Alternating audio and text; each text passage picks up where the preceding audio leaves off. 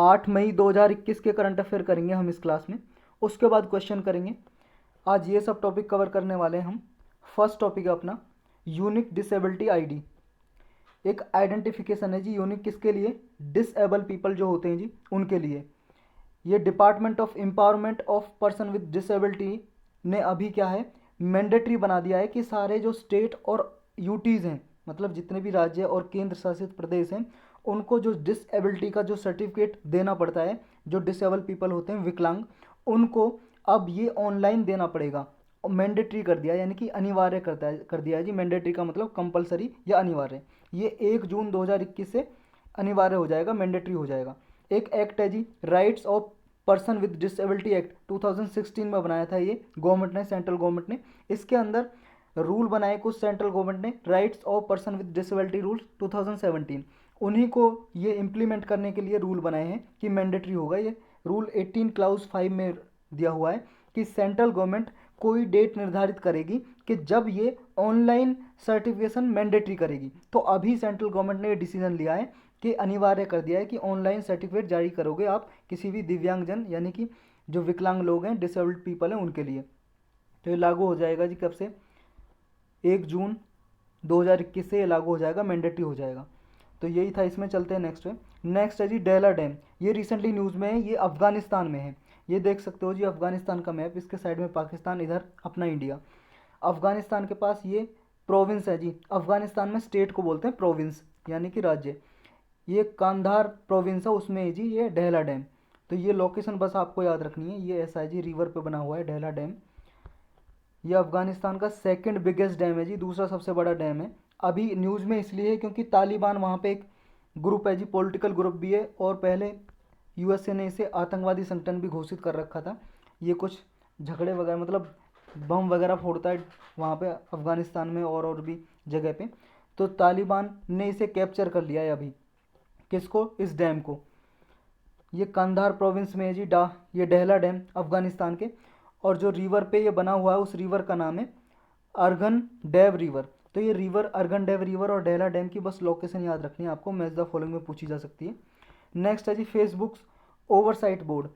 ये फेसबुक का एक ओवरसाइट बोर्ड है जी। ये फेसबुक के रिगार्डिंग डिसीजन लेता है कि कौन सा कंटेंट फेसबुक पे रखना है और कौन सा रिमूव करना है, मतलब हटाना है। अभी न्यूज़ में इसलिए क्योंकि इसने फेसबुक का जो ओवरसाइट बोर्ड है, इसने एक फेसबुक ने डिसीजन लिया था 7 जनवरी को 2021 में जी, 7 जनवरी को फेसबुक ने एक डिसीजन लिया था कि जो यूएस के प्रेसिडेंट थे पहले, डोनाल्ड ट्रंप, उनको ब्लॉक कर दिया था फेसबुक ने। तो इस डिसीजन को सही बताया है, अफेल्ड कर दिया, मतलब सपोर्ट करना, सही बताना ओवरसाइट बोर्ड ने। ये फेसबुक का ही ओवरसाइट बोर्ड है जी। ये एक इंडिपेंडेंट बॉडी है जो फेसबुक ने ही सेटअप की थी, ओवरसाइट बोर्ड। ये क्या करती है कि मान लो किसी आदमी ने, पर्सन ने फेसबुक पे कोई ऐसी कंटेंट डाल दिया, कैसी इमेज डाल दिया, कोई पोस्ट डाल दीजिए कि जिसकी वजह से कुछ नुकसान हो सकता है, दंगे प्रसाद हो सकते हैं, रियोट्स हो सकते हैं, तो ऐसी पोस्ट को ये रिमूव कर सकता है जी। और किस कंटेंट को अलाउ किया जाए वो डिसीजन ओवरसाइट बोर्ड लेता है। तो आप भी, जैसे कोई भी यूजर है जी, जैसे आपका फेसबुक पे अकाउंट बना हुआ है, या फिर खुद फेसबुक भी बोर्ड से रिक्वेस्ट कर सकती है कि इस कंटेंट को हटाया जाए या नहीं। आप भी रेफ़र कर सकते हो किसी केस को कि फेसबुक के ओवरसाइट बोर्ड पे कि इस कंटेंट को हटाया जाए, ये इलीगल है, मतलब ये रियोट्स वगैरह किसी को भड़का सकता है और लोगों में हेट्रेड, नफरत फैला सकता है कोई पोस्ट। तो ये फाइंडिंग होता है जी इसका, मतलब बाइंडिंग होता है इसका डिसीजन। जो भी ओवरसाइट बोर्ड है फेसबुक का, बाध्यकारी होता है फेसबुक पे। अगर इसने कोई डिसीजन ले लिया, फैसला, तो फेसबुक को मानना ही पड़ता है। जैसे इसने बोला कि इस कंटेंट को हटाओ, मान लो कोई इमेज अपलोड कर दीजिए किसी ने फेसबुक पे, और ओवरसाइट बोर्ड ने कहा कि वो फेसबुक पे जो इमेज अपलोड किया वो किसी का मतलब मजाक बनाता है जी। मान लो किसी भी धर्म के देवी देवता का कोई कार्टून जैसा पिक्चर लगा दिया, तो वो किसी रिलीजियस कम्युनिटी को पसंद नहीं आया, तो उसके वजह से लोगों में नफरत फैल रही है, या लोगों में मतलब चांसेस है कि रियोट्स वगैरह होने के, तो उस कंटेंट को हटाया जा सकता है। तो यही था इसमें। ये जो ओवरसाइट बोर्ड बनाया था 2018 में अनाउंस किया था, और 22 अक्टूबर 2020 से इसने काम करना शुरू कर दिया था। ये बोर्ड जी इंडिपेंडेंट बोर्ड है फेसबुक का। फेसबुक ने एक ट्रस्ट बनाया था, मतलब ये मान लो कि ऑर्गेनाइजेशन बनाई, मतलब एक फंडिंग बनाई थी जी, फंड। ट्रस्ट का मतलब फंड, इसमें $130 मिलियन फंड दिया था ताकि ये बोर्ड अपना कामकाज चला सके। कोई भी आदमी नॉमिनेट कर सकता है जी कैंडिडेट इसके लिए, मेंबरशिप के लिए इस बोर्ड में। ये रिकमेंडेशन किसके थ्रू करनी पड़ती है? एक पोर्टल है जी, एक साइट है, यूएस की लॉ फर्म है, एक कंपनी जी, मान लो यूएस की, अमेरिका की लॉ कंपनी जिसका नाम है बेकर मैकेंजी, इसने एक पोर्टल बनाया हुआ है, यानी कि वेबसाइट बनाई हुई है। उसके जरिए कोई भी रिकमेंडेशन कर सकता है और अपना मेंबरशिप के लिए नॉमिनेट कर सकता है कि कैंडिडेट के लिए कि मुझे भी ओवरसाइट बोर्ड का, फेसबुक का जो ओवरसाइट का बोर्ड है उसका मेंबर बनना है। फिर वो डिसाइड करेंगे जी क्वालिफिकेशन के बेस पे। चलते हैं नेक्स्ट पे जी। नेक्स्ट है अपना लेटेस्ट फाइंडिंग्स अबाउट वीनस। अभी वीनस के बारे में कुछ स्टडी की गई जी। वीनस बोलते हैं जी शुक्र ग्रह को, पता ही होगा आपको, एक प्लानेट है जी।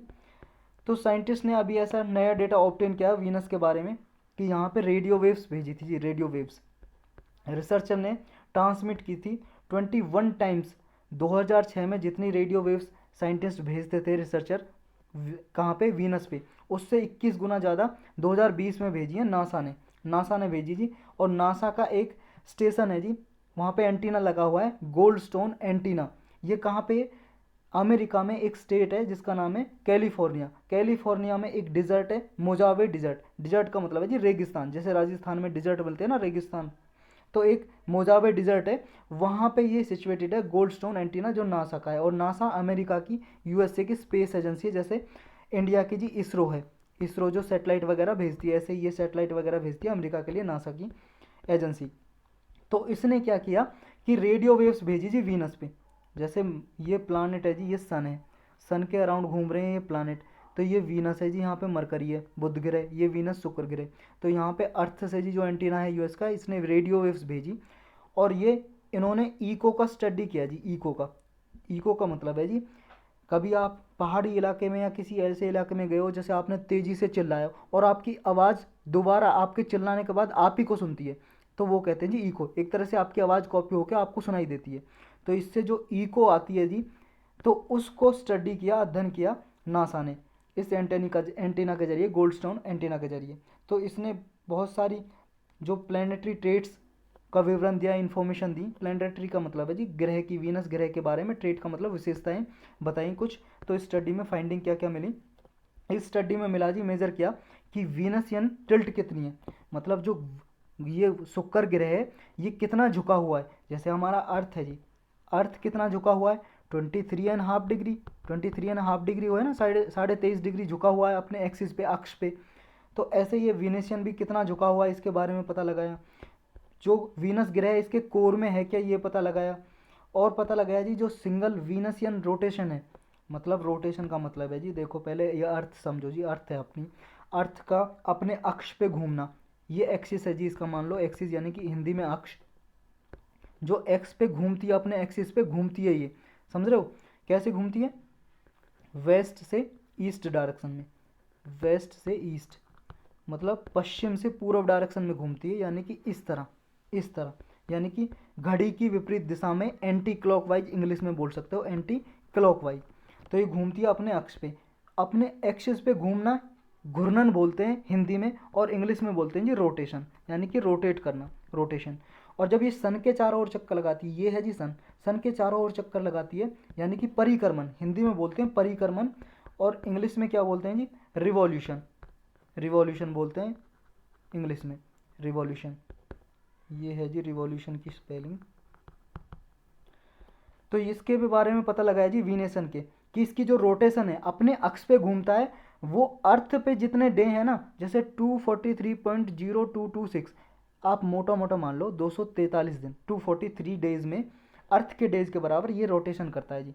मतलब इतने दिन में, 243 दिन में ये रोटेट करता है वीनस अपने अक्ष पे। इसका मतलब ये है जी, जो इसका डे है वो बहुत बड़ा है। देखो जी, डे अर्थ पे कैसे डिसाइड होता है? हमारे अर्थ पे जी प्लानिट क्या करती है, अर्थ जो प्लानिट है एक दिन में 24 घंटे में 24 आवर में एक चक्कर लगा देती है अपने अक्ष पे, तभी तो दिन रात होते हैं, दिन रात तभी तो होते हैं, यानी कि एक दिन हो गया। लेकिन अर्थ का जो एक दिन है, समझ रहे हो, ये तो 24 आवर का है, लेकिन जो वीनस का है, जितने अर्थ पे दिन होते हैं ना 243 डेज में ये एक चक्कर लगाता है, मतलब वीनेशियन अपने रोटेशन, मतलब अपने अक्ष पे एक चक्कर लगाता है वीनस, समझ गए? 243 का मतलब इसका दिन हो गया। जितना हमारे यहाँ में 243 डेज होंगे, इसका इतना बड़ा एक दिन है वीनस का, इसका मतलब ये होगा। और जो इसका रोटेशन है ना, मतलब इसका मतलब ये है कि इसका डे लार्ज है अर्थ के ग्रह से। अर्थ मतलब अर्थ है, अर्थ का जो डे है उससे बड़ा है वीनस का डे है, जो दिन है। अब जो वीनस है जी, इसका जो रोटेशन है, मतलब ये तो है 243 डेज के बराबर अर्थ पे, लेकिन इसका रिवॉल्यूशन ऑर्बिट कितना है जी सन के अराउंड, वो है 225 अर्थ के डेज के बराबर। मतलब ये देखो जी, अपने अक्ष पे तो वीनस बहुत धीरे से घूम रहा है, समझ गए, लेकिन जो रिवॉल्यूशन कर रहा है जी, रिवॉल्यूशन मतलब सन के चारों ओर घूम रहा है, वो सिर्फ 225 दिन में घूम रहा है। मतलब रोटेशन में ज़्यादा टाइम लग रहा है और रिवॉल्यूशन में कम टाइम लग रहा है। लेकिन अर्थ का आपको पता है अर्थ का कैसा है, अर्थ तो सिर्फ रोटेशन होने में, यानी कि अपना चक्कर लगाने में अक्ष पे सिर्फ 24 आवर लगाती है एक दिन में, समझे। और सन में 365 दिन लगा देती है, 365.25 डेज लगा देती है। तो ये कितना लगाता है, रोटेशन में ज़्यादा टाइम है और रिवॉल्यूशन में, मतलब रोटेशन में ज़्यादा है और रिवॉल्यूशन में कम है। तो ये चीज़ आपको याद रखनी है, अर्थ में बिल्कुल विपरीत है। और इसका जो कोर है जी, जैसे अर्थ की हमने बांटा हुआ है जी अर्थ का, ये अर्थ के कोर मतलब लेयर बांटी हुई ना परत, अंदर कोर है, फिर मेंटल है और फिर क्रस्ट है, यानी कि भूपरपटी, ये लेयर है। ऐसे जो इसकी लेयर है जी, कोर का जो डायमीटर है वो जो 7000 किलोमीटर डायमीटर है वीनस का। और ये कितना झुका हुआ जी, टिल्ट का मतलब है झुका, वीनेसन टिल्ट कितनी है, ये अपने अक्ष पर झुका हुआ जी 2.64 डिग्री। और अर्थ कितनी 23.5 डिग्री अर्थ झुकी हुई है, समझे। अब इसके बारे में और पढ़ते हैं जी वीनस के बारे में। वीनस देखो जी सेकंड प्लानेट है फ्रॉम द सन, आपको पता होगा जी, कई बार हमने पढ़ा है, ये सन है जी। और सन के सबसे पहले नज़दीक है मरकरी, फिर आता है जी वीनस, फिर आता है अर्थ, और फिर आता है जी आपका मार्स मंगल ग्रह, फिर जुपिटर, फिर सैटर्न, फिर यूरेनस, फिर नेपच्यून। ये 8 ग्रह है जी, चक्कर लगा रहे हैं ये। तो ये सेकंड नंबर पे आता है एक तो वीनस, समझे। और अर्थ से छोटा है ये, अर्थ से थोड़ा स्लाइटली स्मॉलर है, ये छोटा है। इसमें जी कार्बन डाइऑक्साइड बहुत ज़्यादा मिलती है वीनस ग्रह पे, CO2 बहुत ज़्यादा है, जिसकी वजह से इसका वीनस का टेम्परेचर मरकरी से भी ज़्यादा है। देखो नज़दीक तो सन के कौन है, मरकरी बुध ग्रह, तो टेम्परेचर इसका ज़्यादा होना चाहिए मरकरी का, लेकिन सबसे ज़्यादा है वीनस का। उसका कारण है जी इस पर बहुत ज़्यादा CO2 मिलती है, और CO2 आपको पता है ग्रीन हाउस गैस है, यानी कि ये टेम्परेचर को एब्जॉर्ब कर लेती है CO2, और इसकी वजह से वीनस का जो टेम्परेचर है सबसे ज़्यादा ग्रह में, सारे प्लानट्स में वीनस का सबसे ज़्यादा टेम्परेचर है, मरकरी से भी ज़्यादा। नेक्स्ट है जी इसकी प्रॉपर्टी कि यहाँ पे लगभग 471 डिग्री सेल्सियस टेम्परेचर है जी, जो शीशे को भी पिघला सकता है, मेल्ट कर सकता है लीड को। इसका वीनस क्या है जी, ये अपने जो रोटेशन होती है जी, ये ईस्ट टू वेस्ट घूमता है। जैसे हमने अर्थ का देखा जी, अर्थ अर्थ कहाँ कहाँ से कहाँ घूमती है, वेस्ट से लेके ईस्ट, इस डायरेक्शन पे, यानी कि एंटी क्लॉकवाइज, घड़ी की विपरीत दिशा। जो आपकी घड़ी है ना, एनालॉग घड़ी की बात हो रही है जी, एनालॉग वॉल मतलब एनालॉग वॉच, जो आपकी वॉल पे लगी होती है ना, दीवार घड़ी होती है, ये वॉच लगी है जी, ये वाली मान लो, अरे 3 ही तो होती हैं यार सुई, ये मान लो जी वॉच है, समझे। ये 12 है, ये 6 है, ये 3 है, ये 6 है। तो ये घड़ी घड़ी कैसे घूमती है, इस तरह से, इस तरह से, इस डायरेक्शन में घूमती है, यानी कि ईस्ट टू वेस्ट। तो ये भी क्लॉकवाइज घूमता है जी वीनस, ईस्ट से वेस्ट, ईस्ट से वेस्ट, यानी कि इस तरह घूमता है, इस तरह घड़ी की दिशा में, इसे बोल सकते हैं क्लॉकवाइज, क्लॉकवाइज घड़ी की दिशा में। और अर्थ कैसे घूमते हैं जी, anti clockwise, west to east. तो ये याद रखना, सिर्फ 2 ही ग्रह हैं ऐसे प्लानिट जो ईस्ट टू वेस्ट घूमते हैं, यानी कि क्लॉकवाइज। कौन कौन से, वीनस और यूरेनस, ये 2 ग्रह हैं जो रोटेट करते हैं, अपने अक्ष पर रोटेशन करते हैं जी। ये कैसे, ईस्ट टू वेस्ट यानी कि क्लॉकवाइज। और बाकी के जो हैं जी कितने ग्रह, 6 ग्रह, बाकी के 6 ग्रह कैसे घूमते हैं, एंटी क्लॉकवाइज, अर्थ की तरह, जैसे वेस्ट टू ईस्ट। तो ये चीज़ आपको याद रखनी है इसमें। तो इसमें इतना ही था जी, चलते हैं नेक्स्ट पे। नेक्स्ट है Supreme Court declines Election Commission plea to restrain media report. अभी क्या है, ये केस हमने पहले भी पढ़ा था कि हाई कोर्ट ने जी, मद्रास हाई कोर्ट ने इस पे आरोप लगाए थे, किस पे, इलेक्शन कमीशन ऑफ इंडिया पे, कि ये जो ज़्यादा केसेस बढ़ रहे हैं कोरोना के, उसका जिम्मेदार इलेक्शन कमीशन ऑफ इंडिया है, क्योंकि इसने इलेक्शन नहीं रोके। इलेक्शन की वजह से बहुत ज़्यादा गैदरिंग हुई, लोगों की बहुत ज़्यादा इकट्ठे हुए, रैलियाँ हुई, उसकी वजह से कोरोना और ज़्यादा फैल गया और लोगों की मौत हो रही है। तो ये लोगों की मौत का जिम्मेदार है, डेथ का ये जिम्मेदार है, यानी कि मर्डर का जिम्मेदार है, ये मर्डर की रिस्पॉन्सिबिलिटी है जी इसकी। तो इसने मर्डर किए, इलेक्शन कमीशन ने ऐसा ऑरली बोला जी, ऐसा मौखिक रूप से बोला, किसने, मद्रास हाई कोर्ट ने। तो ये मीडिया पे रिपोर्ट बहुत ज़्यादा फैल रही है जी। मीडिया का मतलब सब पे, आपके टीवी चैनल वगैरह पे, फेसबुक पे, ये भी मीडिया है ना, फेसबुक वगैरह है, ट्विटर वगैरह, या आपका इंस्टाग्राम वगैरह, या आपके यूट्यूब भी हो गया जी, इन पे सब पे बहुत ज़्यादा ये न्यूज़ फैल रही है। तो सुप्रीम कोर्ट में ये प्ली डाली इलेक्शन कमीशन ऑफ इंडिया ने कि इस रिपोर्ट को रोका जाए, इस पे बैन लगाया जाए। जो मद्रास हाई कोर्ट ने, जो इसके बेंच बैठी थी कुछ जजों की, उसने जो ओरली ऐसा बोला कि इलेक्शन कमीशन मर्डर का जिम्मेदार है, इस पर मर्डर का केस चलना चाहिए इलेक्शन कमीशन पे। तो इसकी अगेंस्ट, मद्रास हाई कोर्ट के अगेंस्ट गया सुप्रीम कोर्ट में कि इसको बैन किया जाए, कि जो ऐसा हाई कोर्ट ने बोला है। लेकिन सुप्रीम कोर्ट ने भी डिक्लाइन कर दिया जी, मना कर दिया कि नहीं, हम इसके डिसीजन को नहीं मतलब डिक्लाइन करेंगे, मतलब नहीं रोकेंगे, बैन नहीं करेंगे, ऐसा बोला सुप्रीम कोर्ट ने। इशू क्या, हाई कोर्ट ने यही बोला था जी, मर्डर के चार्जेस लगाए थे सीधे सीधे, कि जो तमिलनाडु असेंबली इलेक्शन हुए हैं और इसकी वजह से कोविड-19 के केस बहुत ज़्यादा बढ़ गए हैं और बहुत ज़्यादा डेथ हुई हैं, उसका जिम्मेदार इलेक्शन कमीशन ऑफ इंडिया है। लेकिन सुप्रीम कोर्ट ने क्यों मना कर दिया जी? इलेक्शन कमीशन की जो प्ली डाली थी कि मद्रास हाई कोर्ट की जो ये डिसीजन है, ओरल डिसीजन, इसको रोका जाए और मीडिया पर जो फैल रहा है इस पर बैन लगाया जाए और इन्हें पोस्ट को हटाया जाए, जो भी इमेज वगैरह जो भी डाली गई हैं इनको हटाया जाए। तो सुप्रीम कोर्ट ने भी मना कर दिया, नहीं हम नहीं हटा सकते, ऐसा कुछ नहीं, हम डिसीजन नहीं लेंगे। सुप्रीम कोर्ट ने क्यों बोला ऐसा? सुप्रीम कोर्ट ने कहा जी, जो ये डिसीजन है जी, ये ओरल एक्सचेंज हुआ है, मतलब जो जज बैठे थे, लोअर बैठे थे कोर्ट रूम में, यानी कि कोर्ट में बैठे हैं जो लोअर जज, उन्होंने ओरली ऐसा बोला था। कोई ऐसा, ये जो ओरल बोला है जी, इनका मौखिक रूप से इन्होंने कुछ बोला है, तो ये right to freedom of speech का पार्ट है उनके, मतलब अधिकार उन्हें भी तो मिला हुआ है, जज और लोअर को, right to freedom of speech का, हमारे आर्टिकल 19 में संविधान में, और ये फंडामेंटल राइट है। तो इन्होंने बोला है, तो इसमें गलत क्या है, ऐसा सुप्रीम कोर्ट ने बोला। दूसरा एक ये कारण बताया सुप्रीम कोर्ट ने जी, एडवेंट ऑफ टेक्नोलॉजी। टेक्नोलॉजी की वजह से क्या है जी, टेक्नोलॉजी आई है उसकी वजह से क्या है, वाइडर ऑडियंस हो गई है, सबको बहुत कम समय में पता लग जाता है, फेसबुक के जरिए, आपके ट्विटर के जरिए, टीवी चैनल के जरिए, इंटरनेट के जरिए, तो पता लग जाता है। तो इसका बल्कि जी ये सेलिब्रेट करना चाहिए, क्योंकि हमारा जो freedom of speech and expression है वो मीडिया के थ्रू क्या है, एक्सटेंशन हुआ है, उसका बहुत ज़्यादा इंक्रीज हो गया है।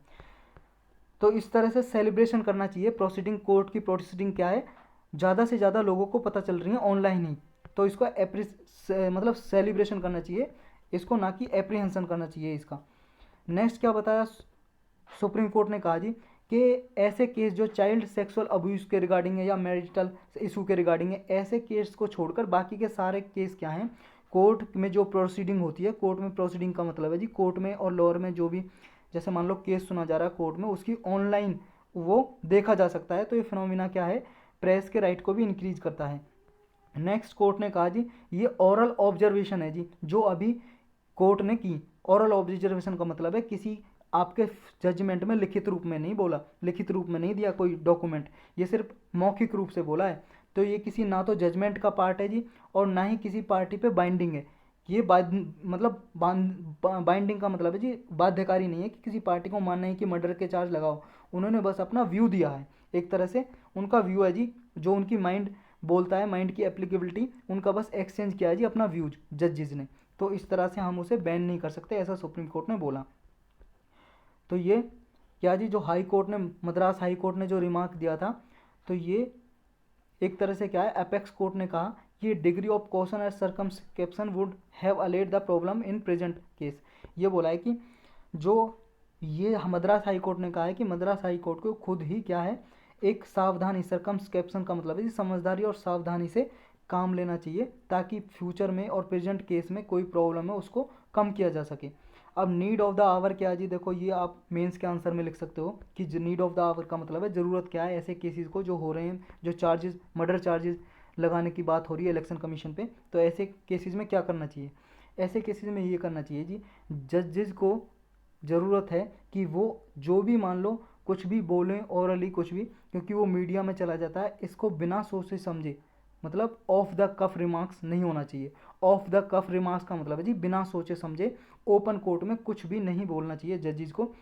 तो कोई भी मिस इंटरप्रेशन नहीं करनी चाहिए जी, गलत इंटरप्रेशन, और अपनी जो लैंग्वेज है और जजमेंट, उन दोनों का ध्यान दिया ना जाना चाहिए। जुडिशियल जब भी कोई जुडिशियरी डिसीजन लेगी, अपनी भाषा का और अपने जजमेंट का तो प्रोसेस सही होना चाहिए, और कॉन्स्टिट्यूशनल वैल्यूज़ के रिगार्डिंग मतलब उनको प्रमोट करना चाहिए, ये जो कॉन्स्टिट्यूशनल वैल्यूज़ हैं, क्योंकि इलेक्शन कमीशन भी एक कॉन्स्टिट्यूशनल बॉडी है और जुडिशियरी भी।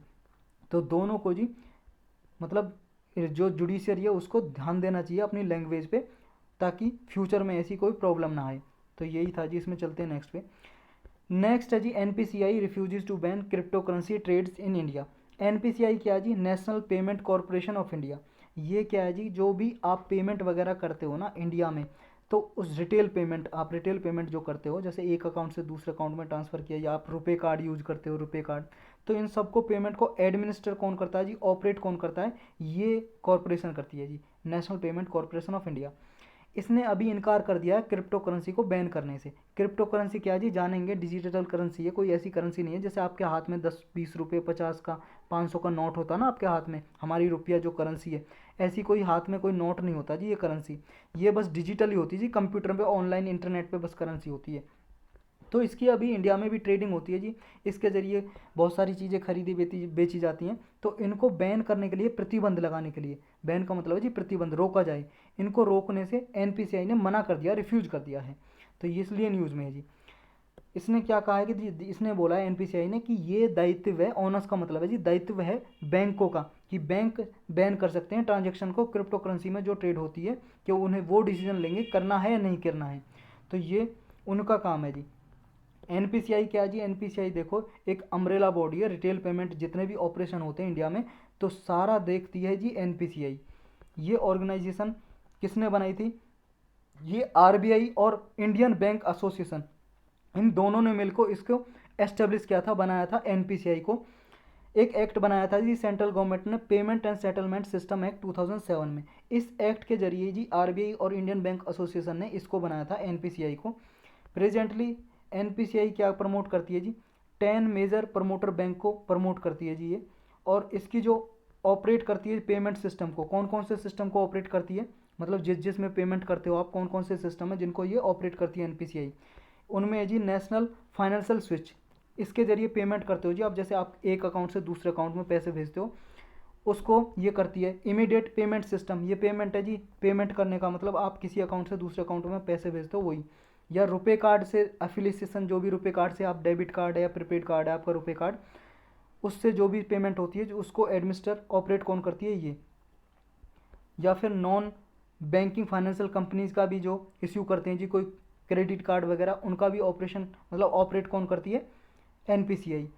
नेक्स्ट पेमेंट सिस्टम है जी national automatic clearing house, Aadhaar enabled payment system जो होते हैं जी, या फिर operation of cheque truncation system, इन सब का ऑपरेट कौन करता है? ऑपरेट कौन करता है?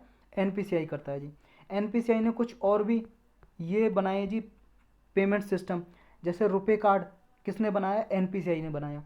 नेशनल कॉमन मोबिलिटी कार्ड है जी, ये उसने बनाया। जो भीम ऐप आप यूज करते हो जी मोबाइल पे, भीम ऐप, जो एक अकाउंट से आप अपने अकाउंट से दूसरे अकाउंट में भेज सकते हो और कहीं पेमेंट भी कर सकते हो जी किसी दुकान वगैरह पे, वो भीम ऐप पे किसने बनाई? इसने, एनपीसीआई ने। इसकी फुल फॉर्म है जी Bharat interface for money. Next UPI जो है जी, यूपीआई का नाम तो सुना ही होगा, यूनिफाइड पेमेंट इंटरफेस, ये भी किसने बनाया? एनपीसीआई ने। भारत बिल पेमेंट सिस्टम किसने बनाया? एनपीसीआई ने। देखो जी ये टॉपिक बहुत इंपॉर्टेंट है, 2 बार पहले यूपीएससी प्रीलिम में क्वेश्चन पूछ चुकी है एनपीसीआई के रिगार्डिंग, तो ये आपको याद रखना है। अब ये डिजिटल जो करेंसी है जी, क्रिप्टो करेंसी को बैन करने से मना क्यों कर दिया एनपीसीआई ने? क्या कारण था? इसलिए मना कर दिया जी, सुप्रीम कोर्ट का डिसीजन है मार्च 2020 का। सुप्रीम कोर्ट ने क्या है कि आरबीआई ने पहले डिसीजन लिया था अप्रैल 2018 में, 2018 में डिसीजन लिया था आरबीआई ने, रिजर्व बैंक ऑफ इंडिया ने, कि क्रिप्टो करेंसी है ना, जो क्रिप्टो करेंसी है, वर्चुअल करेंसी भी बोलते हैं ना, क्रिप्टो करेंसी बोल लो या वर्चुअल करेंसी या डिजिटल करेंसी, इन करेंसी में जो डीलिंग होती है उसको बैन करने के लिए डिसीजन दिया आरबीआई ने। लेकिन सुप्रीम कोर्ट ने 2020 मार्च में इसको रूलिंग को सेट असाइड कर दिया, मतलब रद्द कर दिया जी, कैंसिल कर दिया, समझे? तो एनपीसीआई ने यही कहा कि देखो सुप्रीम कोर्ट ने भी मना कर दिया था बैन करने से, तो मैं ही क्यों बैन करूं, प्रतिबंध लगाऊं क्रिप्टो करेंसी पे, ऐसा एनपीसीआई का कहना था। तो एनपीसीआई ने कहा जी, तो इसने ट्रेडिंग कोई ब्लॉक नहीं की है, और आरबीआई ही क्या है, आरबीआई ने कोई डायरेक्शन नहीं लिए इसके रिगार्डिंग। जब सुप्रीम कोर्ट ने डिसीजन दिया उसके बाद से आरबीआई ने कोई डिसीजन नहीं लिया, इसलिए एनपीसीआई ने भी रिफ्यूज़ कर दिया कि हम क्रिप्टो करेंसी को बैन करें, प्रतिबंध लगाएं। अब क्रिप्टो करेंसी है क्या जी, थोड़ा इसके बारे में पढ़ लेते हैं। क्रिप्टो करेंसी को डिजिटल करेंसी या वर्चुअल करेंसी भी बोल सकते हो आप। ये इनक्रिप्शन टेक्नोलॉजी पे बेस्ड होती है और ब्लॉकचेन टेक्नोलॉजी पे वह वर्क करती है जी, काम करती है, ब्लॉकचेन टेक्नोलॉजी को यूज करते हैं। इसमें क्या है, आप कोई भी फंड ट्रांसफ़र कर सकते हो जी इसके ज़रिए, या फिर इंडिपेंडेंटली ऑपरेट होता है जी, इसमें सेंट्रल बैंक की ज़रूरत नहीं होती। जैसे मान लो जी आप भीम ऐप यूज़ कर रहे हो या आप पेटीएम यूज़ कर रहे हो जी, पेटीएम, तो पेटीएम से जो आप पेमेंट करते हो उसके बीच में बैंक होता है जी, बैंक एक सेंट्रल बैंक है जी अपना, आरबीआई, ये सारी पेमेंट सिस्टम को के रूल्स वगैरह नियम वगैरह बनाता है और एडमिनिस्टर करता है आपके। लेकिन क्रिप्टो करेंसी में जी कोई सेंट्रल बैंक नहीं होता, ये इंडिपेंडेंटली काम करती है, क्योंकि ये कोई फिजिकल करेंसी तो है नहीं, डिजिटल करेंसी है। तो इसको अभी अपने इंडिया में ना बहुत सारी कंट्री में नहीं है, अभी चाइना ने स्टेप लिया है जी, चाइना ने एक क्रिप्टो करेंसी बनाई है अपनी, यानी कि डिजिटल करेंसी बनाई है, जो उसका चाइना का जो सेंट्रल बैंक है वो उसे ऑपरेट करता है, वरना पूरे वर्ल्ड वाइड में अभी ऐसा कोई सिस्टम नहीं है कि जो डिजिटल करेंसी है उनको सेंट्रल बैंक एडमिनिस्टर करे। जैसे एग्जाम्पल देख सकते हो जी, बिटकॉइन और इथेरियम, ये डिजिटल करेंसी के एग्जाम्पल, डिजिटल करेंसी है, क्रिप्टो करेंसी या वर्चुअल करेंसी बोल सकते हो, बिटकॉइन और ये इथेरियम। अब इनकी डिमांड क्यों है जी क्रिप्टो करेंसी की इतनी ज़्यादा? डिमांड इसलिए जी, ये फंड ट्रांसफ़र कर सकती हैं आसानी से एक पार्टी से दूसरे पार्टी के बीच, मतलब एक आदमी से दूसरा आदमी फंड ट्रांसफ़र करना चाहे, मनी भेजना चाहे, ये आसानी से ट्रांसफ़र कर सकती हैं। ये देखो जी, ऐसा है, आपके समझ में आ जाएगा अभी। जैसे मान लो जी कोई ऐप है आपकी, अमेजन है जी, अमेजन, अमेजन पे क्या है, मान लो वो अमेजन पे आप कुछ खरीदते हो, अमेजन साइट है ना, जैसे जैसे आपने फ्लिपकार्ट तो सुना ही होगा, अमेजन फ्लिपकार्ट, इस पे मान लो कुछ आप खरीदारी कर रहे हो, शॉपिंग कर रहे हो, तो इसने कहा कि आप मान लो 1000 रुपये की शॉपिंग करोगे तो हम आपको 100 कॉइन देंगे, और 100 कॉइन को आप रिडीम करा सकते हो जब अगली कोई शॉपिंग करोगे। तो 100 कॉइन दिए, डिजिटल कॉइन है, ये कोई करेंसी नहीं है जैसे हमारी फिजिकल, ये 100 रुपीज़ के बराबर नहीं है, ये कितने के बराबर हो सकती है, 100 कॉइन। मान लो जी इसके 100 कॉइन है, 100 कॉइन है मान लो इसके, फ्लिपकार्ट या अमेजन से जो खरीदे, इसके 100 कॉइन मान लो जी 10 रुपये के बराबर भी हो सकते हैं इंडियन करेंसी में, या 1000 रुपीज़ के बराबर भी हो सकते हैं। ये डिसाइड करेगा कौन? फ्लिपकार्ट, जो शॉपिंग कर रहे हो जी उसकी मनी सब मतलब सप्लाई और डिमांड पे बेस्ड होगी, उस पर डिसाइड करता है खुद फ्लिपकार्ट, जो देगा आपको डिजिटल करेंसी वो डिसाइड करते हैं, समझ गए? ऐसे ही कुछ ऐसी होती है जी, ऐसे काम करती है डिजिटल करेंसी। तो आपने जैसे मान लो जी अर्न किया, आज तो म्यूजिक ऐप भी आ रही हैं कि गाना सुनो और पैसे कमाओ, तो उनसे डिजिटल कॉइन ही मिलते हैं, डिजिटल कॉइन। वो डिजिटल कॉइन आप कन्वर्ट कर सकते हो, जैसे मान लो अपने बैंक अकाउंट में आप उन्हें लेना चाहो कि मैं डिजिटल कॉइन है, मैं अपने बैंक अकाउंट में ट्रांसफ़र करना चाहता हूँ, तो क्या करोगे, जो म्यूजिक ऐप है, एप्लीकेशन है आपकी, वो एप्लीकेशन उसको कन्वर्ट करेगी करेंसी में कि उसके डिजिटल कॉइन कितने रुपए के बराबर है, उन्हें कन्वर्ट करके आपके अकाउंट में ट्रांसफ़र कर देगी, समझ रहे हो? तो ऐसे काम करता है जी कुछ। तो ये चीपर अल्टरनेटिव होता है जी कंपेयर टू ऑनलाइन ट्रांजेक्शन, क्योंकि इसमें जो ट्रांजेक्शन कॉस्ट है जी बहुत मिनिमल होती है, बहुत कम लगती है। जैसे आप पेमेंट करते हो जी, एक मान लो 1 लाख 2 लाख से ज़्यादा आप पेमेंट करोगे भीम ऐप या किसी के ज़रिए, तो उसमें क्या है जी, ट्रांजेक्शन चार्जेस लगते हैं एक लिमिट से ज़्यादा। अगर मान लो 10 लाख 20 लाख आप ट्रांजेक्शन करोगे, तो आपका जो ट्रांजेक्शन कर रहे हो एक बैंक से दूसरे बैंक में भेज रहे हो पैसा, तो उसका चार्जेस ले लेंगे जी, फ़ी ले लेंगे कुछ, क्या आप पे फाइन लगेगा इतना, यानी कि 1% का या 0.01% का आप पे ले लेंगे जितने भी ट्रांजेक्शन करोगे।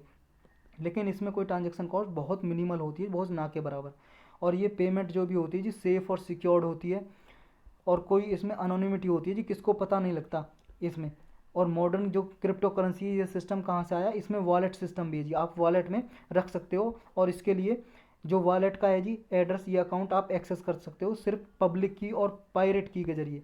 पायरेट की मतलब ये होती है जी, प्राइवेट की ही होती है आपकी, जैसे की का मतलब है जी पासवर्ड, एक पासवर्ड के जरिए आप अपने वॉलेट को खोल सकते हो, डिजिटल करेंसी के वॉलेट को।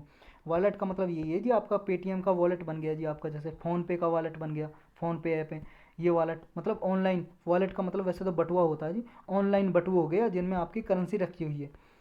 तो ये फ़ंड ट्रांसफ़र में भी जी इसमें कम्प्लीटली बहुत ही मिनिमम प्रोसेसिंग फ्री होती है, मिनिमल का मतलब है जी मिनिमम ही, कम से कम फीस होती है प्रोसेसिंग फ़ी।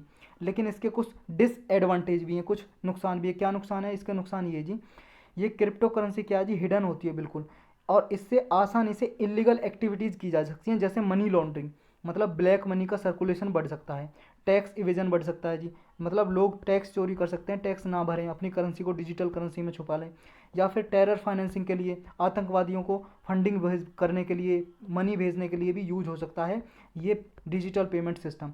और एक बार इसमें पेमेंट हो गई जी, वो इरिवर्सिबल है, दोबारा वापस नहीं हो सकती जी क्रिप्टो करेंसी में।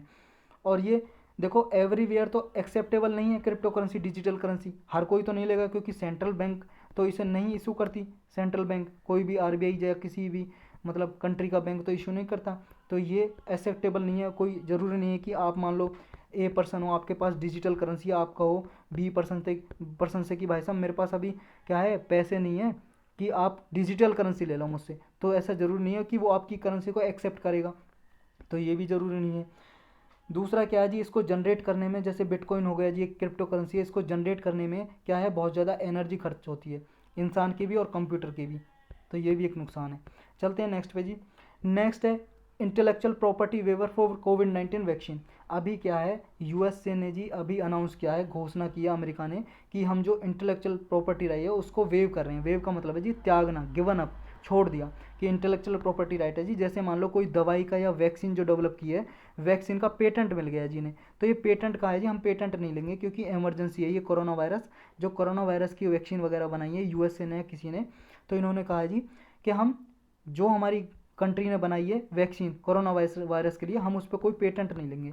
पेटेंट का मतलब है जी किसी को राइट मिल जाता है लगभग जनरली 20 साल के लिए कि कोई दूसरा उस दवाई को नहीं बनाएगा, तो इन्होंने अभी वेव कर दिया, इसलिए न्यूज़ में जी। इन्होंने टैक्स बेस्ड नेगोशिएशन किया, नेगोशिएशन का मतलब है जी समझौता, मतलब WTO में टैक्स बेस्ड नेगोशिएशन की है वर्ल्ड ट्रेड ऑर्गेनाइजेशन में, इसको त्यागने के लिए, गिवन अप करने के लिए वैक्सीन की पेटेंट के लिए, मतलब हम पेटेंट नहीं रखेंगे ऐसा यूएस ने बोला है। और टैक्स बेस्ड नेगोशिएशन का मतलब ये है जी, टैक्स के जरिए, टैक्स भेजा, वर्डिंग मतलब शब्दों में लिख के भेजा WTO के पास कि हम इसे छोड़ रहे हैं जी, वैक्सीन का कोई पेटेंट नहीं लेंगे। अब what does the intellectual property waiver कोविड-19 वैक्सीन मीन, मतलब कोविड-19 वैक्सीन के लिए जो इंटेलेक्चुअल प्रॉपर्टी जो त्याग दी है, इसका मतलब क्या, मतलब यही है जी, जैसे अभी कुछ वैक्सीन बन रही है जी कोविड-19 की, जैसे ये फाइजर ने, मॉडर्ना ने, एस्ट्राजेनेका, नोवैक्सीन, Johnson and Johnson, Bharat Biotech, ये इंडिया की है, ये जो वैक्सीन अभी डेवलप की हैं, ये क्या है जी, लार्जर स्केल पे, या तो ये हाई डेवलप्ड कंट्री हैं उन्होंने डेवलप की हैं, या फिर मिडल इनकम कंट्री है जी, जैसे इंडिया हो गई जी, इंडिया ने डेवलप की है, तो ये सिर्फ लिमिटेड कंट्रीज़ में ही रह गई हैं जी। और अगर ये सिर्फ रिच कंट्री में रहेंगी जी या मिडल इनकम कंट्री में रहेंगी, तो ये क्या है, अगर इनके पास पेटेंट होगा तो जो लो इनकम कंट्री है जी, गरीब कंट्री है, जैसे अफ्रीका में गरीब कंट्री है, उनको तो वैक्सीन नहीं मिल पाएगी ना, क्योंकि इनका पेटेंट रहेगा और ये अपनी मनमर्जी से ज़्यादा प्राइस रखेंगी, प्राइस ज़्यादा रखेंगी, वो अफोर्ड नहीं कर पाएंगे, खरीद नहीं पाएंगे ज़्यादा प्राइस में। तो ये इमरजेंसी सिचुएशन है जी कोरोना, कोई एक कंट्री की तो सिचुएशन है नहीं, पूरी कंट्री, पूरी सारी मतलब वर्ल्ड में फैल रहा है, और अगर एक कंट्री में भी रह गया कोरोना तो दूसरी कंट्री में फिर दोबारा से आ सकता है। तो इसलिए ये वेवर किया है जी, वेवर का मतलब त्याग दिए कि हम कोई पेटेंट नहीं रखेंगे। इससे पहले इंडिया और साउथ अफ्रीका ने भी प्रपोजल रखा था जी WTO के पास, अक्टूबर 2020 में ये WTO के पास गए जी। WTO तो पता है ना आपको, वर्ल्ड ट्रेड ऑर्गेनाइजेशन, ये 1995 में बनाई थी जी, 1 जनवरी 1995 में उरुग्वे राउंड हुआ था जी, एक उरुग्वे राउंड, एग्रीमेंट मान लो जी, एग्रीमेंट। उरुग्वे कंट्री है जी, कहाँ पे, साउथ अमेरिका में, उरुग्वे, उसके वहाँ पे एक मीटिंग हुई थी, कॉन्फ्रेंस हुई थी गेट की। इससे पहले गेट एक ऑर्गेनाइजेशन होती थी, ये बनाई थी 1944 में। ये 3 ऑर्गेनाइजेशन बनाई थी यूएसए में एक जगह है जी हेम्प्सफायर, उसमें एक मतलब बिल्डिंग का नाम है, एक प्लेस का नाम है ब्रेटन वुड, इसलिए इन्हें ब्रेटन वुड कॉन्फ्रेंस भी बोलते हैं जी। एक कॉन्फ्रेंस हुई जी, मीटिंग ब्रेटन वुड में, यूएस में एक जगह है जी, ये मान लो हेम्प्सफायर उसका एक स्टेट है, वहाँ पे एक है जी ब्रेटन वुड नाम से जगह, वहाँ पे एक मीटिंग हुई जी, कॉन्फ्रेंस हुई, कॉन्फ्रेंस मतलब मीटिंग, वहाँ पे 3 ये ऑर्गेनाइजेशन बनी जी। एक IMF 1944 में हुई थी जी, एक IMF इंटरनेशनल मॉनेटरी फंड, और एक वर्ल्ड बैंक, और एक हुआ जाए जी गेट, ये general agreement on trade and tariff, ये एग्रीमेंट हुआ था जी। और ये IMF और WB को, इनको मिला के ट्विंस भी बोलते हैं जी, जुड़वा ऑर्गेनाइजेशन, ट्विंस। और ये 3 ऑर्गेनाइजेशन बनी थी जब 1944 में, लेकिन 1995 में गेट को कन्वर्ट करके WTO बना दिया जी, 1995 में WTO वर्ल्ड ट्रेड ऑर्गेनाइजेशन, ये 1 जनवरी 1995 से बनाया जी ये WTO। ये क्या काम करती है जी, पूरे वर्ल्ड वाइड ट्रेड के लिए, व्यापार कैसी होनी चाहिए उसके लिए नियम वगैरह, रूल्स वगैरह बनाती है, और वो सारी कंट्री उसे मानती है, लेकिन ऐसा मैंडेटरी नहीं है, माननी है, लेकिन मानते हैं जी जनरली, ताकि ट्रेड फैसिलिट हो, सरल हो एक दूसरी कंट्री के बीच में। तो ये WTO के पास गई जी इंडिया और साउथ अफ्रीका अक्टूबर 2020 में, कि जो ट्रिप्स, इसका एक एग्रीमेंट है जी WTO के अंदर ही, मतलब इसका एक समझौता है जो कंट्रियों ने साइन किया, इंडिया ने भी साइन किया है, ट्रिप्स एग्रीमेंट है जिसका नाम, इसके जरिए ही पेटेंट देता है वर्ल्ड वाइड WTO भी, पेटेंट, समझे। किसी मान लो कोई आपने दवाई बनाई, पेटेंट जब मिलता है जी, मान लो आपने कोई दवाई बनाई जी, मेडिसिन, ऐसी दवाई बनाई या कुछ भी चीज़ जो पहले एग्जिस्ट नहीं करती, और आपने कोई मान लो ऐसी टैबलेट बना दी कि एक टैबलेट खाओ और 2 घंटे के अंदर कोरोना से मुक्ति पाओ। मतलब एक टैबलेट बना दीजिए आपने गोली, और उसे लेने के बाद 2 घंटे में कोरोना ठीक हो जाता है, तो इसका ऐसी दवाई बना दी, आपको पेटेंट मिल जाएगा जी। पेटेंट, क्योंकि पहले ऐसी कोई दवाई नहीं बनी, आपने नई दवाई बना दी, यानी कि 20 साल तक आप इस दवाई को बनाओगे, खुद ही मैन्युफैक्चर करोगे या किसी से मैन्युफैक्चर करवाओगे, उससे पैसे लोगे, आप ही दोगे उसे परमिशन मैन्युफैक्चर यानी कि बनाने की इस दवाई को। तो 20 साल तक आप कोई भी प्राइस, मान लो जी एक टैबलेट का आपने प्राइस रख दिया 10,000, तो आप 10,000 रखोगे जी और आप बेचोगे, समझ गए, ये पेटेंट होता है जी। तो ये ट्रिप्स एक एग्रीमेंट है जी WTO के अंदर ही, trade related aspect of intellectual property rights. ये एग्रीमेंट 3 से 4 5 से 6 बार क्वेश्चन पूछ चुका पिछले 10 साल में यूपीएससी ट्रिप्स से, तो आपको ये जरूर याद रखना जी इसके बारे में। ये क्या कहता है, पेटेंट राइट देता है। तो कोविड-19 से क्या जी, सबको मेडिकल प्रोडक्ट अफोर्डेबल प्राइस पे एक्सेस हो, सबको मिले, इसलिए इस एग्रीमेंट में को वेव करने के लिए, मतलब त्यागने के लिए इंडिया और साउथ अफ्रीका गए जी WTO के पास, कि ट्रिप्स की जो क्या है इसकी प्रोविजन है उनको अभी मतलब वेव किया जाए, त्याग दिया जाए, कि अभी पेटेंट जो राइट मिले हुए हैं सबको वैक्सीन के लिए उनको हटाया जाए। तो इन एग्रीमेंट को इन्फोर्स करने के लिए इसके सेकंड पार्ट की कुछ 4 सेक्शन है जी। 4 सेक्शन ऐसे हैं जी, जैसे हमारे कॉन्स्टिट्यूशन में अनुच्छेद है ना, यानी कि आर्टिकल 1 से 395, ऐसे इसमें सेक्शन है जी 1 4 5 7। इनमें क्या मिलता है, कॉपीराइट से रिलेटेड है, रिलेटेड राइट, या इंडस्ट्रियल डिजाइन, पेटेंट और प्रोटेक्शन ऑफ अनडिस्क्लोज इन्फॉर्मेशन, इनसे रिलेटेड है ये सेक्शन। तो ये कहा था जितने भी ये राइट हैं इनको अभी थोड़ी देर के लिए छोड़ दिया जाए। जो भी मान लो कंपनी वगैरह मेडिसिन बनाती है कोरोना की या वैक्सीन डेवलप करती है जी, उनको अभी पेटेंट नहीं दिया जाए, क्योंकि ये बीमारी पे काबू करना मुश्किल हो जाएगा। तो पेटेंट और इंटेलेक्चुअल प्रॉपर्टी राइट क्या ऑलरेडी हम समझ चुके हैं, आप पॉज करके एक बार पढ़ लेना। ये पेटेंट देखो 2 तरीके का हो सकता है जी, या तो प्रोसेस पेटेंट या प्रोडक्ट पेटेंट।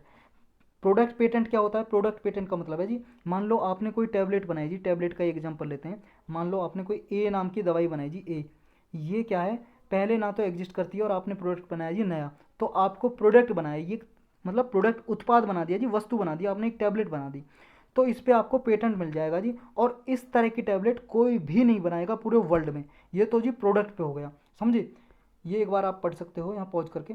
नेक्स्ट जी एक होता है प्रोसेस पेटेंट। प्रोसेस पेटेंट का मतलब है जी, जैसे मान लो जी आपने अभी ए टैबलेट बनाई थी, ए टैबलेट, ये आपने प्रोसेस यूज किया, मान लो आपने कोई 3 4 केमिकल बनाए जी, XYZ नाम के केमिकल मिलाए, तब जाके ए टैबलेट बनाई आपने।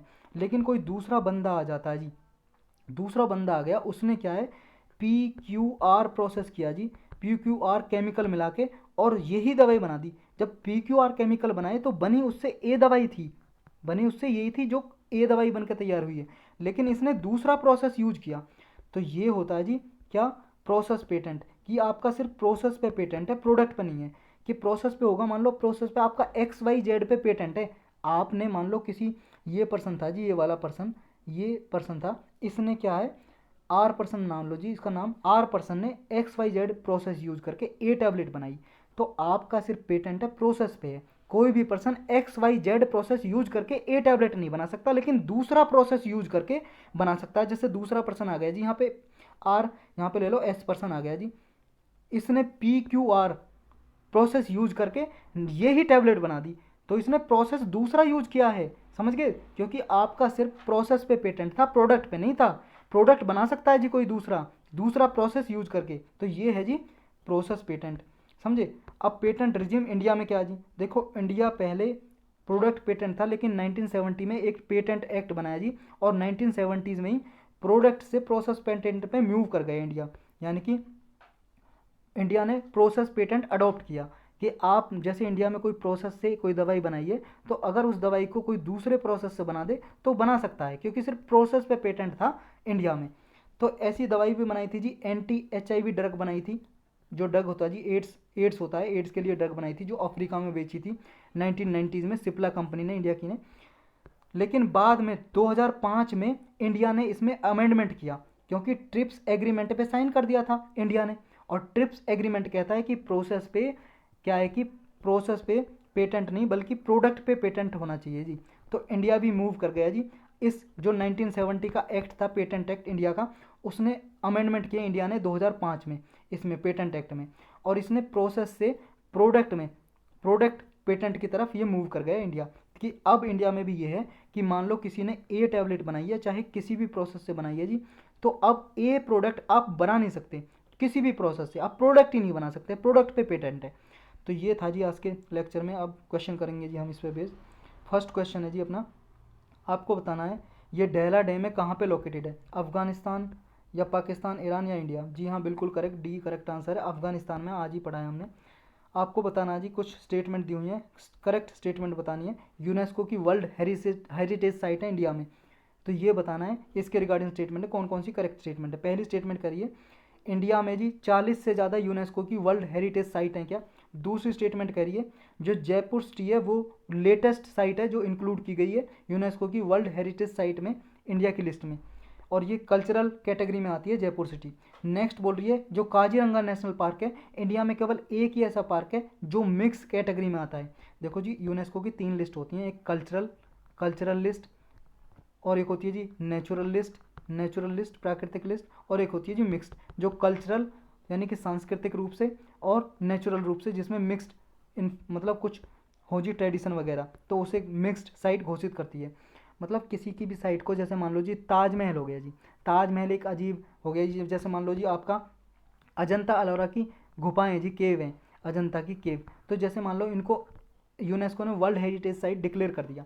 कब करती है, जब इनकी कोई इंपॉर्टेंस होती है, अलग तरीके की कोई उनमें कोई खूबी होती है, तब डिक्लेयर करती है जी यूनेस्को। और यूनेस्को आप जानते हो जी यूनाइटेड नेशन की एक एजेंसी है, स्पेशलाइज एजेंसी है, तो ये उनको प्रोटेक्शन प्रोवाइड करती है जी। फिर जैसे मान लो किसी को site world heritage site declare कर दिया, तो उन पे ज़्यादा टूरिज्म भी बढ़ जाता है जी, टूरिस्ट देखने के लिए आते हैं, ऐसा क्या है इसमें कि इसे वर्ल्ड हेरिटेज साइट डिक्लेयर कर दिया यूनेस्को ने, घोषित कर दिया।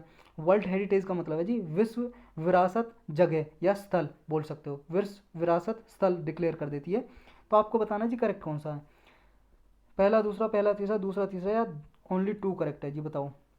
देखो जी, इसमें आपका करेक्ट बताना हमें, और पहला बिल्कुल गलत है। आपको पता होगा जी इंडिया में 40 से ज़्यादा नहीं है, बल्कि 38 साइट हैं केवल अभी यूनेस्को की, 38, और लेटेस्ट जयपुर है जी, ये बिल्कुल सही है।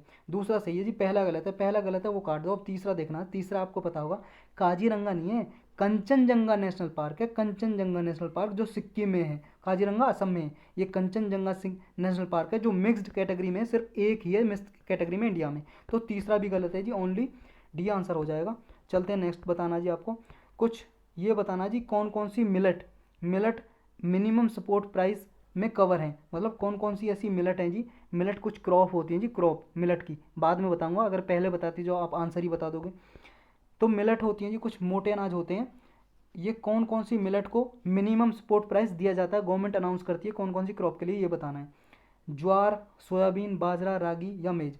1 2 3 1 3 4 1 3 4 5 1 2 3 4 5 कौन सी है जी बताओ।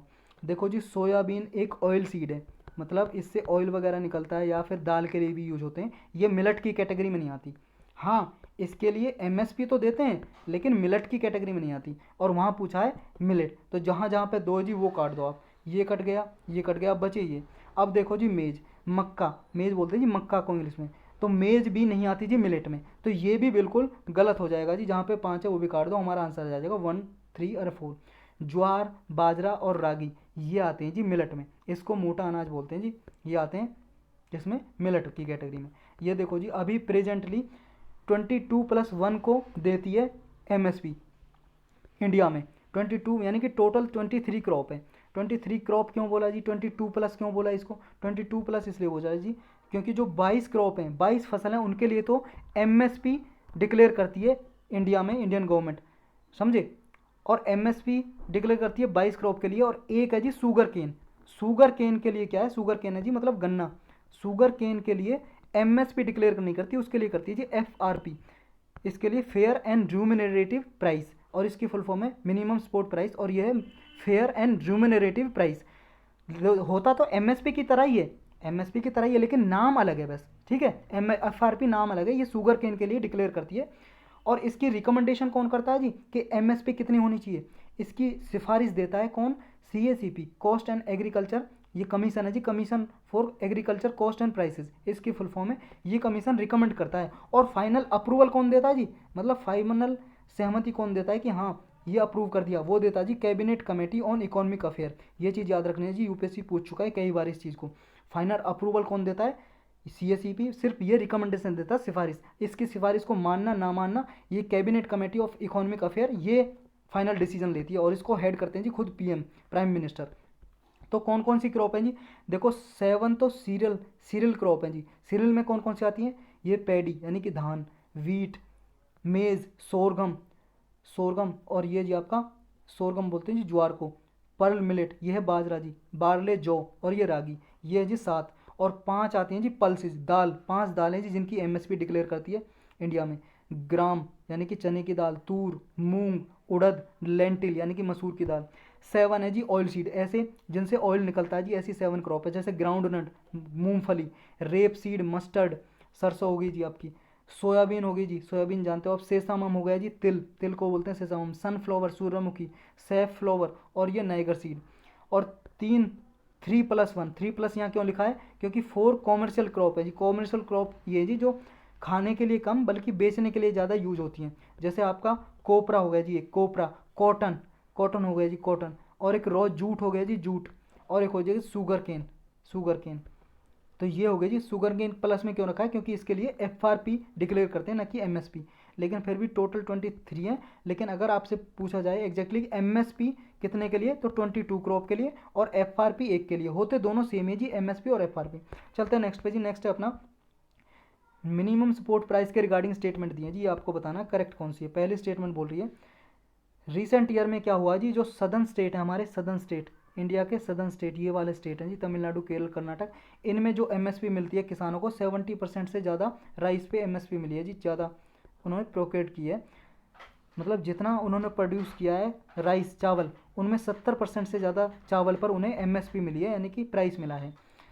MSP was not part of any law before and nor is a part of any law today. देखो जी ये सेकंड स्टेटमेंट करिए, किसी कानून का पार्ट नहीं है एमएसपी, ना तो पहले था और ना ही अब है। तीसरी कह रही है एमएसपी क्या जी अनाउंस कब से की जाती है? जब ग्रीन रिवॉल्यूशन चलाई गई थी, जब 1968 के पास लगभग, तो तब से ये एमएसपी डिक्लेयर किया था हमारे इंडिया में, अनाउंस किया था, घोषित किया था। क्या तब से आया था क्या? आपको ये बताना करेक्ट है, करेक्ट स्टेटमेंट बतानी है जी। 1 2 1 3 2 3 या 2 ओनली।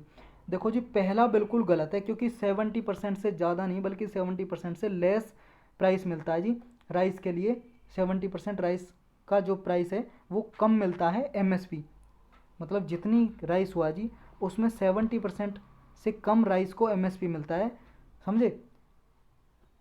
सदर्न स्टेट की बात हो रही है। और दूसरी तीसरी बिल्कुल सही है जी, कोई कानून नहीं बना हुआ है हमारे यहाँ एमएसपी पे, सिर्फ सीएसईपी है जी, वो रिकमेंडेशन देती है और ये डिक्लेयर कर देती है।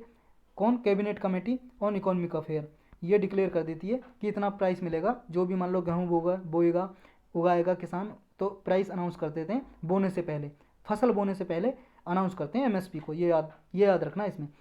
और ये बिल्कुल सही बात है, ग्रीन रिवोल्यूशन के साथ ही ये डिक्लेयर किया था जब ग्रीन रिवोल्यूशन चलाई थी। तो सी आंसर हो जाएगा जी करेक्ट। नेक्स्ट है आपको बताना जी अपोलो 11 मिशन किससे रिलेटेड है? मून पे जी, मून की रेडिएशन लेवल को डेटा कलेक्ट करने के लिए था, या मून की जो डार्क साइड है जी उसको एक्सप्लोर यानी कि खोजने के लिए था। डार्क साइड है जी, मून की एक साइड हमें दिखाई देती है जी हमेशा, लेकिन दूसरी साइड दिखाई नहीं देती, तो दूसरी साइड को खोजने के लिए, रिसर्च करने के लिए था क्या अपोलो 11 मिशन? या फर्स्ट मैंड मिशन था क्या, जो मून पे भेजा था पहला, जिसपे आदमी भेजा था जी, जिसपे मून पे, चंद्रमा पे, क्या पहला मिशन था क्या अपोलो 11? या फिर इलेक्ट्रोडायनेमिक्स, मून के इंट्रैक्शन होती है जी, जो सन का इंट्रैक्शन होता है मून पे, तो उसकी इलेक्ट्रोडायनेमिक्स को स्टडी करने के लिए था क्या? आपको बताना जी करेक्ट कौन सा है। देखो जी इसका करेक्ट आंसर है सी, पहला मिशन था जी जो इस पे आदमी भेजा था मून पे, इस अपोलो 11 के जरिए।